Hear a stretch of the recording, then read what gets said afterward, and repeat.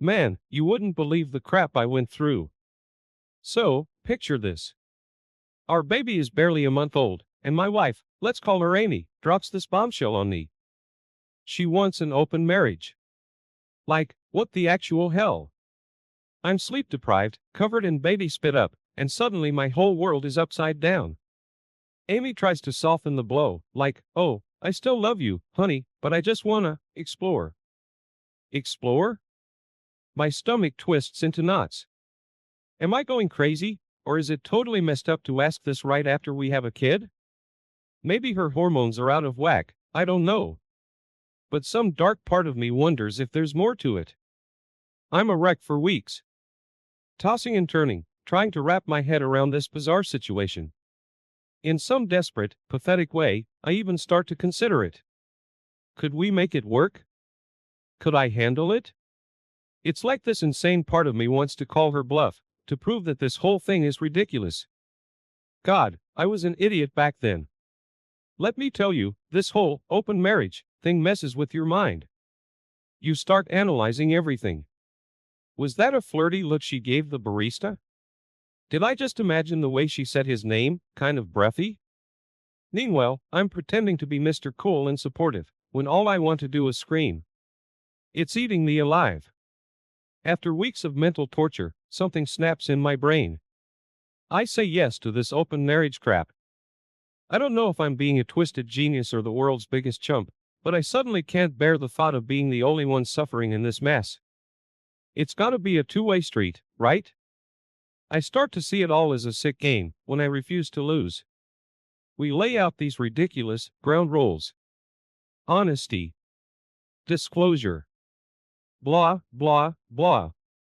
My voice is so calm and collected it freaks me out, like I'm some other dude wearing my skin.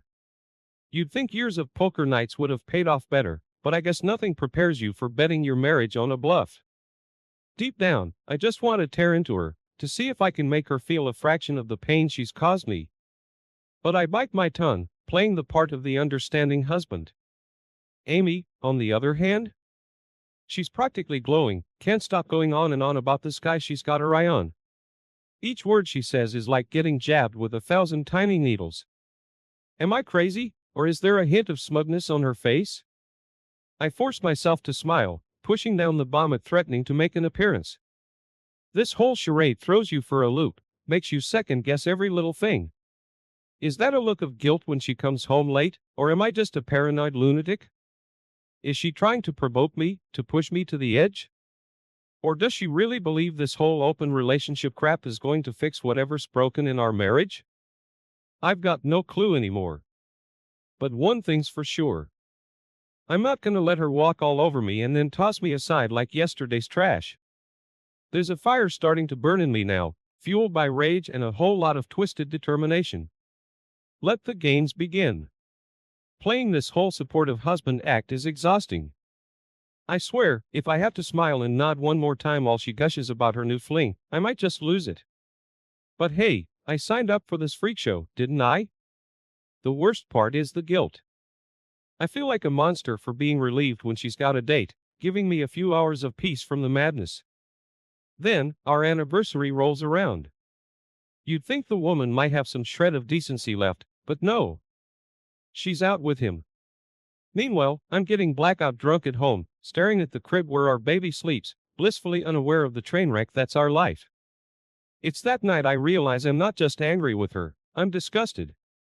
I barely recognize the woman she's become. Weeks bleed into each other. Every knock on the door, every text notification makes my heart pound. Am I waiting for her to get caught, hoping she'll see this guy for who he really is? Or am I just desperately waiting for the relief that comes when she's occupied with someone else? I hate that I can't even answer that question anymore.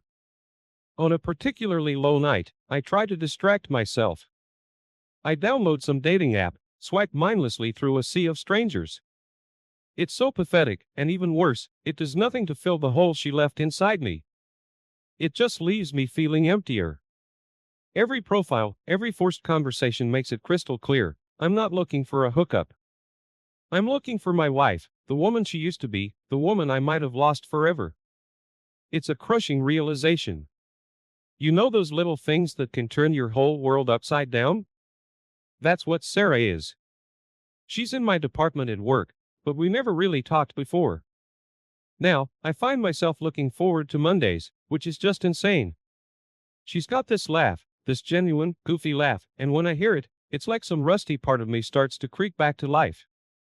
We grab coffee one day after some brutal meeting. Then coffee turns into lunch. And this is where things get messy and reckless and so good, we start sneaking out for drinks after work. With every conversation, every shared glance, I find myself sinking deeper. This woman, Sarah, she's got a spark, a warmth that pulls me in like a moth to a flame. It's the first time in ages I felt genuinely excited about something, or rather, excited about someone. One night, after a couple more drinks than we should have had, we kiss. It's electric, it's wrong, and it's the most alive I've felt since before everything blew up at home. Guilt burns like acid in my gut, warring with this desperate, aching desire. The desire wins. The next few weeks, it's all a blur of stolen moments and hushed phone calls. I hate the deception, hate the sneaking around, but God, I can't seem to stop myself. Each time I'm with Sarah, the broken pieces of me start to feel a little less jagged. And you know what the worst part is? I don't even feel that bad about it. I'm so far gone, I think maybe I deserve a little bit of happiness, even if it's built on this twisted, tangled web of lies. With Sarah, it's like stepping into a bubble of stolen normalcy. For a few hours, I'm not the heartbroken, betrayed husband. I'm just me.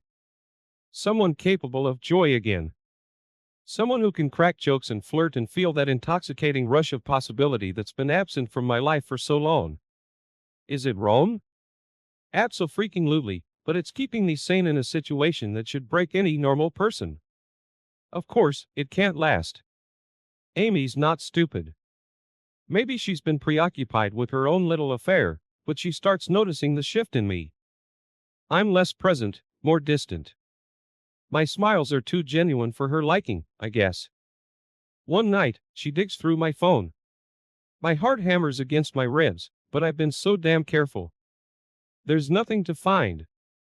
I've practically become a professional liar, which is either impressive or deeply tragic, depending on how you look at it. When she finally confronts me, her eyes are narrowed, her voice tight with fury. She accuses me of being a hypocrite, and let me tell you, it's all I can do to keep from bursting out laughing. The sheer audacity of it takes my breath away. It takes a monumental effort to keep my face neutral, to let her rage wash over me. I almost let the whole truth come spilling out about her fling, about what she started. But in that moment, I see a flicker of fear in her eyes, a flash of vulnerability. Something in me snaps. This isn't about getting even, this is about survival and about taking back some shred of control. The anger starts simmering beneath the surface. It's this white-hot rage that burns away the sadness, the desperation. It replaces them with something a lot colder and way more calculating. That confrontation with Amy, it sparks something dangerous in me. A plan starts to form, a twisted little masterpiece of revenge, or maybe just self-preservation. I can't decide which. I become the perfect husband. At least, on the surface. Doting, attentive, showering Amy with the affection she craves so badly. She eats it up with a spoon, the confusion melting off her face, replaced by this smug little smirk. Makes my skin crawl. I'm playing a part now, a role I've written and meticulously rehearsed in my head. This charade is exhausting, but also kind of exhilarating in a sick way. Here's the fun part. I start dropping hints. Tiny little breadcrumbs, little suggestions that I might have my own little fling going on. At first, it's subtle. A lingering glance at a waitress. A comment about a coworker's new haircut. Amy tries to play it cool, but I see the fear swirling in her eyes, mirroring the flicker of satisfaction deep in mine. You want to play games? Baby, you've got no idea who you're dealing with. Sometimes, the lines blur between what's real and what's part of my act. Do I want revenge for what Amy did? Absolutely, but am I starting to feel a twisted kind of attraction to the power this gives me? Maybe. The whole situation is so messed up, I'm getting kind of addicted to the chaos. I just hope I don't end up losing myself entirely in the process. Amy's unraveling, and I've got a front row seat. It's both terrifying and satisfying. She swings wildly between desperation and barely concealed anger. One minute she's clingy, desperate for my attention. The next, she's cold, accusing me of being just as bad as she is. Watching her squirm. Well, it gives me something to cling to in the dead of night when the guilt threatens to swallow me whole. Then, a stroke of what you might call evil genius. I propose a romantic weekend getaway. A cabin in the woods, secluded and private. A fresh start, I tell her, watching her face light up with pathetic hopefulness. She has no idea that I've already picked out the spot where I'm going to bury our marriage once and for all. The drive up is tense. Amy keeps trying to make light conversation, talking about all the ways we can fix things. I nod and smile, thinking about the bottle of wine I packed, the way the fireplace will flicker against the walls when I tell her the truth. It's morbid, I know. But sometimes I think this whole situation has turned me into someone I hardly recognize.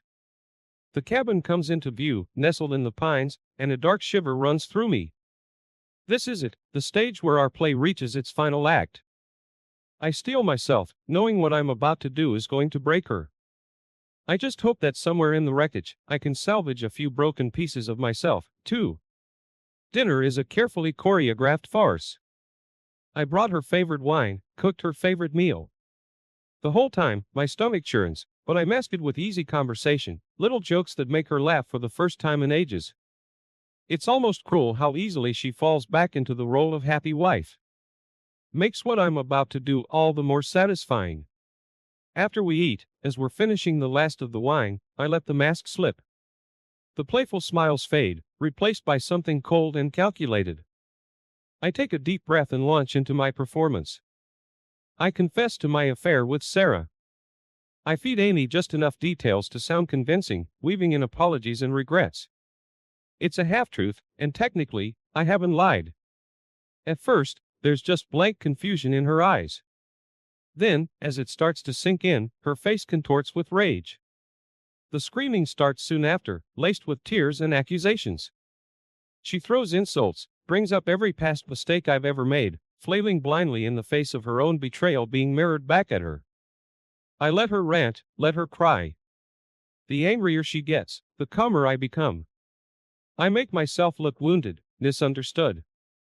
I play the victim, the heartbroken husband finally confessing his sins.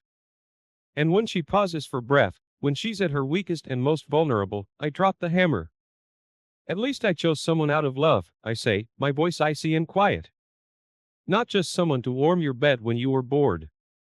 The silence that follows echoes louder than all her screams. It's the perfect finish to my masterpiece of manipulation. It's brutal and honest and cuts her deeper than any physical blow could. And you know the sickest part? Somewhere deep down, I mean every twisted word. Watching the blood drain from Amy's face is almost intoxicating. All the fight leaves her in an instant, replaced by a hollow, broken look that sends a wave of twisted satisfaction through me. Yeah, it's petty. But after everything, I deserve to savor this moment a little, don't I? Oh, and this whole open marriage thing? I lean back in my chair, lacing my fingers together. It was never real, Amy. A little test of my own to see just how far you'd go. A humorless smirk stretches across my face. And let's just say, you passed with flying colors. Failed might be a more accurate word, though. With each word, something hard and cold replaces the shock on her face. It's the Amy I've been seeing glimpses of these past few months. Not the woman I fell in love with, the mother of my child, but some stranger underneath. Someone selfish and cruel, someone I might even hate a little bit. I start to pack my things, ignoring her sniffles that morph into pathetic sobs. Her apologies and promises to change ring hollow. It's like she expects a rewind button, a do-over where she gets to keep her little games and still have a picture-perfect family. The desperation ramps up a notch when I reach for my overnight bag. The baby, her voice barely carries over her choked sobs. It's her last, pathetic attempt to hold on to me, onto whatever stability she had left. But I'm done playing by her roles now. We'll co-parent, I say, my voice steady and resolved. We'll work out a schedule, make sure everything is fair. But us? We're over. And as I walk away, the sound of her broken pleas echoing against the cabin walls, I know I've finally made the right choice. This isn't just about revenge anymore. This is about saving myself. The cabin door slams shut behind me with an echoing finality that matches the hollowness in my chest. As I walk away, the rain starts. Not a gentle drizzle, but a downpour, as though the heavens themselves are mirroring the storm I've just left behind.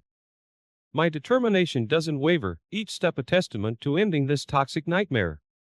Up ahead, I spot Sarah's rental car pulling into the gravel driveway. A jolt of nerves hits me. She wasn't expecting this, not so soon. She knows bits and pieces, that Amy cheated, that I've had enough. But the full, twisted truth? That's a story for another time, a time when I can gather the words without tasting bile in the back of my throat.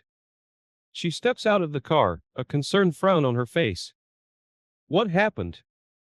Her voice is soft, hesitant, and I'm so damn grateful for her gentleness in this moment. My attempt at a reassuring smile feels weak, wobbly. But something in her eyes tells me she understands. She can sense the battle I've just fought, and she offers support simply by being there. The drive back is mostly silent, broken only by the insistent hammering of the rain on the windshield. It feels weirdly symbolic, like some cosmic cleansing, but I know this is far from over. It's only just beginning, really. I drop Sarah off at her place with a promise to explain everything soon. My own apartment, when I finally walk through the door, feels cavernous and chilling. The loneliness that was once crushing and unbearable is now a strange kind of comfort. Tiredness weighs me down, but beneath it, a stubborn flicker of hope refuses to be extinguished. I tiptoe down the hall, gently pushing open the nursery door. In the soft glow of the nightlight, my baby sleeps, oblivious to the chaos raging outside his small, perfect world. Staring at his innocent face, something deep inside me hardens into resolve. A silent vow forms in my mind. I will not let this mess ruin him. I will protect him, be the father he deserves. And maybe, just maybe, there's still a chance for me to be happy again, too. The aftermath is every bit as brutal as you'd expect. The divorce is a war zone. Amy, bless her manipulative little heart, refuses to accept defeat gracefully. She fights me on every single detail. Assets, alimony, and most importantly, our child. The woman I once knew is officially dead and buried, replaced by a bitter, vengeful stranger. Word spreads like wildfire, of course. Suddenly, I'm the talk of the town, the villain who destroyed his poor, innocent wife with his cold-hearted betrayal. Old friends look at me with distrust, and I can hear their whispers behind my back. Doesn't matter. If they're willing to buy Amy's sob story without even hearing my side, then they were never really my friends to begin with. And then there's the fight for our son. This is where it gets truly vicious. Amy paints me as an unfit father, unstable, even dangerous. She throws around accusations, tries to twist past moments of anger into something sinister. Every court hearing is a heart-wrenching battle, each unfair judgment another blow. But here's the thing they all underestimate. A father's love. I won't let my ex poison our son's mind against me, no matter what narrative she tries to spin. I'll fight until my last breath to be a good dad, to show my boy what real love and unwavering support looks like. He is my reason, my grounding force amidst the swirling chaos. Seeing his smile, feeling his tiny hand in mine, makes all the ugliness bearable. Let them judge, let them whisper, I'll weather the storm, and I'll emerge stronger in the end. Sometimes, to find the light again, you have to walk through hellfire first. Sarah. She's a lifesaver, a beacon in the darkness. Her quiet strength, her unwavering belief in me, it's what anchors me during the worst days. Her love feels like a warm blanket around my wounded soul. I never thought I could trust someone so completely again, but she proves me wrong each and every day. Therapy. Well, that's a whole different monster. Unpacking the sheer mess of the last few years is agonizing. Dredging up half-buried memories, confronting my own mistakes and unhealthy coping mechanisms, it's brutal. But it's also necessary. I won't let this trauma define me. I'll use it to forge myself into someone better. One agonizing step at a time, I begin to build a new life. New routines, focused on stability for me and my boy. New hobbies to keep my hands busy and my mind distracted. There's a newfound focus now, a fierce protectiveness when it comes to the only thing that truly matters, my son. Time passes, slowly and then all at once. The wounds begin to scar over, the sting of betrayal dulling into a lingering ache. My boy is growing, a whirlwind of energy and questions. There are moments, fleeting and perfect, when the darkness recedes completely, replaced by the simple joy of watching him discover the world. Sarah and I, it's still complicated. We carry our own baggage. But there's a foundation of trust now, something genuine and strong enough to withstand the storms. It's not a fairy tale romance, but it's ours, built from broken pieces and hope. News of Amy's remarriage reaches me through whispers. Apparently, it's imploding already. A flash of vindictive satisfaction sparks, then fizzles out. Honestly, I feel nothing for her. She's simply no longer a part of my world. There are still nights when I wake with a jolt, my heart pounding, drenched in the sweat of old nightmares. The betrayal echoes, a dull throb I'll likely carry forever. But the nightmares are less frequent now, less consuming. Sometimes, I share my story, piece by piece, to friends who finally understand, or even in those anonymous corners of the internet where broken people find solace in shared experiences. It's not about pity, but about connection. Knowing that even in the aftermath of such shattering events, there's survival, even a kind of scarred happiness. And on the hardest days, the days when doubt whispers its insidious poison, I look at my son, no longer a baby, but a bright, curious kid with my smile and